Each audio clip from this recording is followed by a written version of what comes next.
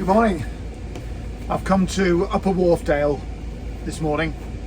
I'm just putting my boots on. With a view to climbing up Buckden Pike, but there's a shorter route up follows Buckden Beck, and I've never done that one before, and I believe there's a load of waterfalls. So it's been absolutely torrential over the past couple of days, and the drive here was just fantastic. Water just pouring out of all the hills, really stunning scenery, loads of flooding on the roads and in the bottom fields as well. The river, I think it is the River Wharf, has burst its banks, so there's all that sort of flooding going on. It's still raining a little bit now, but it's not as bad, and I'm hoping I can avoid waterproof trousers. I hate walking with those on, they make me sound like a crisp packet and drives me mad. So I'll keep them near the top of my rucksack, and I'm hopefully can avoid putting those on. But I'm going to get up the top of this hill, going via the waterfall route up the Beck, and then I'll come back down over the top and back down the normal route. There's a trig point at the top. Get the boots on, get the gear sorted, and let's get out there.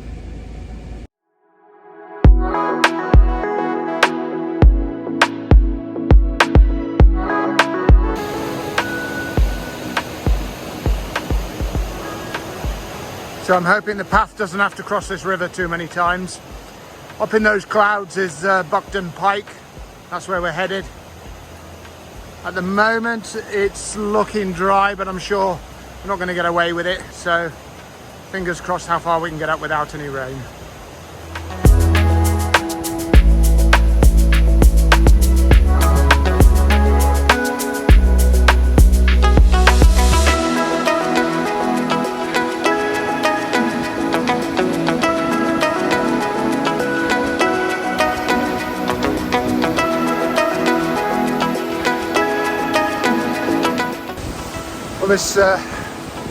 This route is straight up,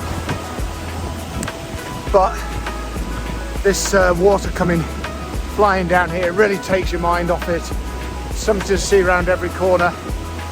Very dramatic, very noisy. I'm not sure if you can hear me over the top of it, but it's absolutely spectacular.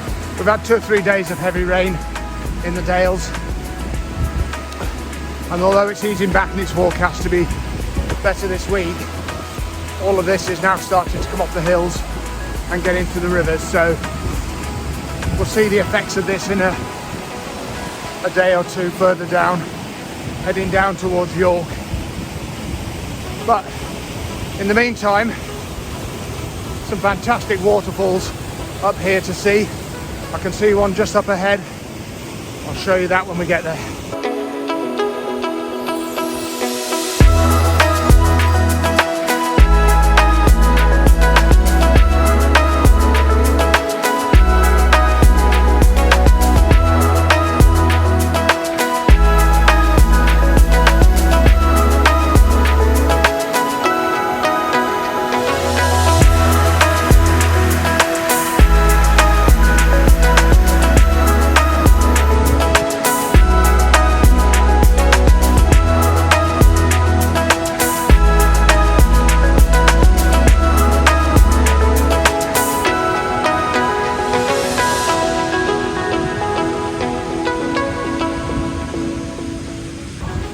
Well, that was a bit of a cheeky climb. Wasn't expecting that, and the rocks are really quite slippy. So this route is a little bit more challenging. It's not an easy walk, but certainly worth it. I got drawn in towards the waterfall and I lost the path for a minute or two. And because I got into the basin where the waterfall is, I was just sort of staring at that. And then I suddenly thought, hang on a minute, we're in a sort of amphitheatre thing here. How do we get out of here? So when I walked back, fortunately, I spotted it's not really a path, it's just a sheep track coming up this hill here. But then I saw the little climb through the rocks there, and that was a bit of fun. Quite slippy though. So if you do come this way, go easy.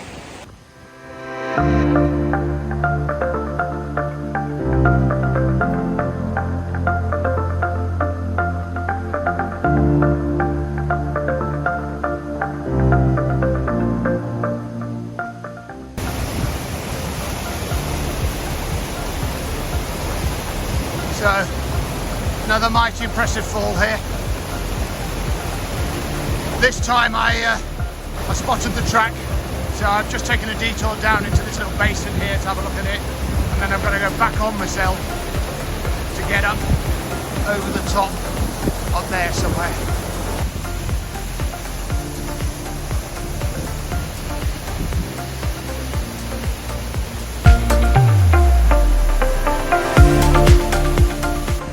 Another scramble through here. The mud and the rocks look quite slippy, so we'll just take it nice and steady.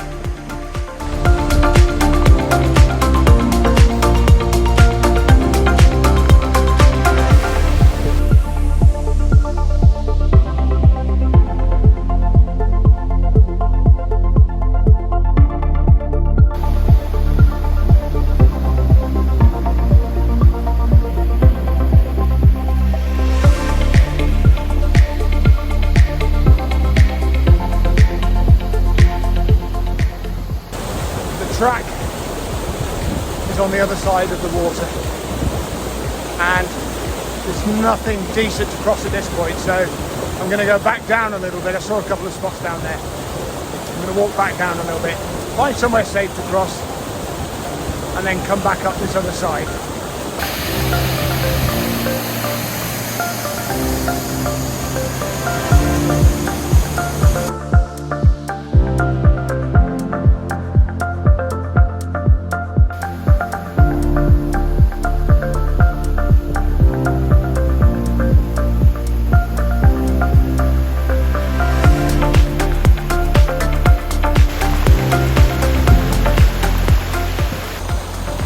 I think the track I should be on is on the other side of this beck. You can just see the water running down it, but water always finds the easiest route.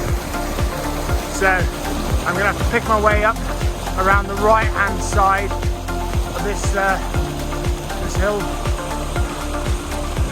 a bit like them cows, and then see what the scramble is like up the right hand side of that waterfall. Alright, let's get on with it.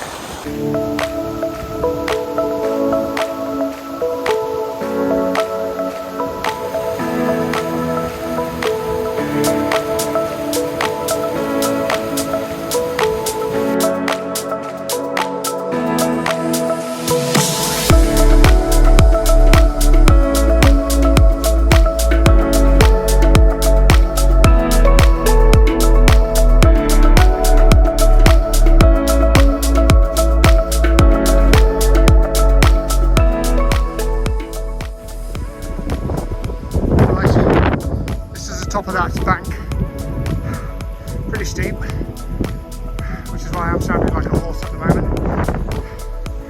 The water does carry on, but not as wide as you got that re-entrant, and it is for some parts disappearing underground at this point.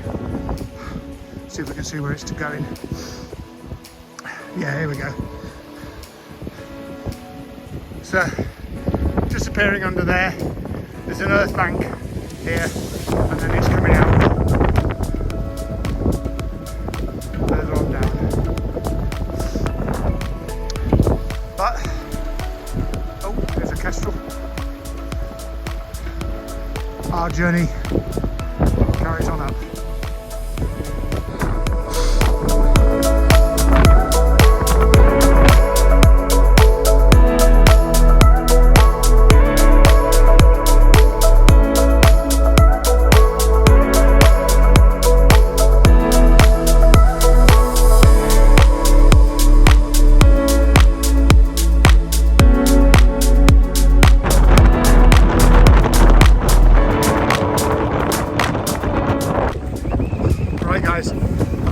Too much coming down. It's a bit wild and windy, and I'm just trying to get down off the hill pretty quick, but I just wanted to take a moment and show you some of this. In the distance there is the road coming down from Wensleydale.